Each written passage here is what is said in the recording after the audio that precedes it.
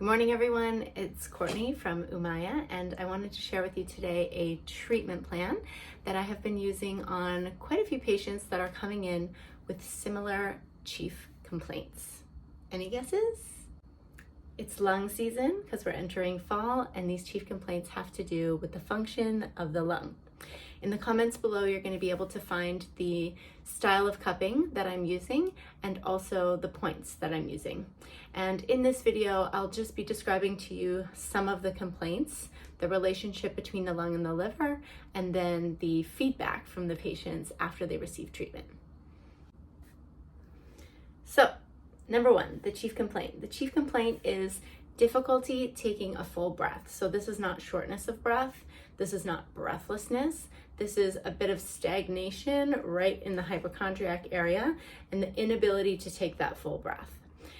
When I ask a few more questions to these patients, it also seems that they have underlying symptoms of sadness, grief, loss, or trying to let go.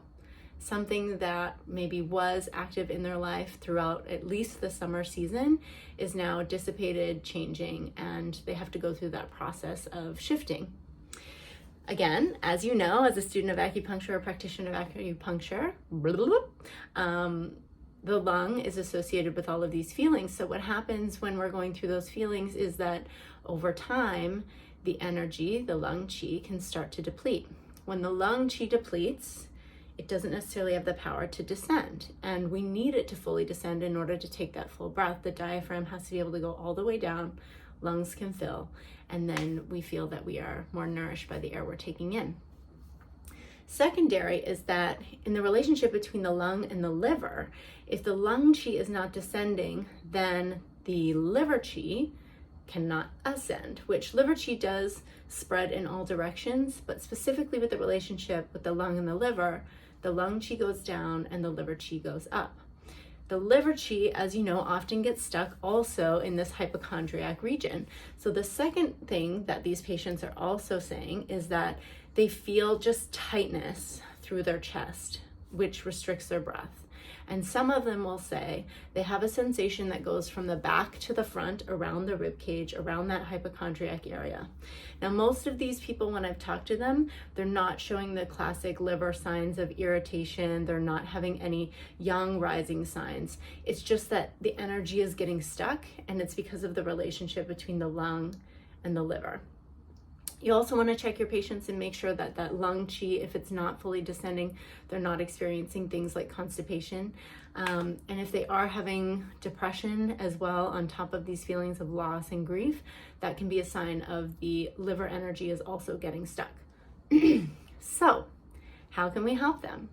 Well, I've listed a bunch of points below that I use, and then specifically I've been using a style of cupping.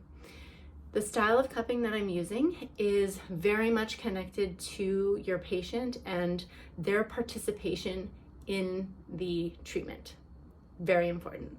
So I'll describe in the comments below, but make sure that while you're moving the cups, you really are paying attention to the patient's breathing, and you want to be moving the cup in alignment with their breath. So either descending the cup down towards the glutes on their exhale, and then ascending the cup up towards their neck on their inhale, just to kind of mirror that motion of the lung qi that you want it to be moving in.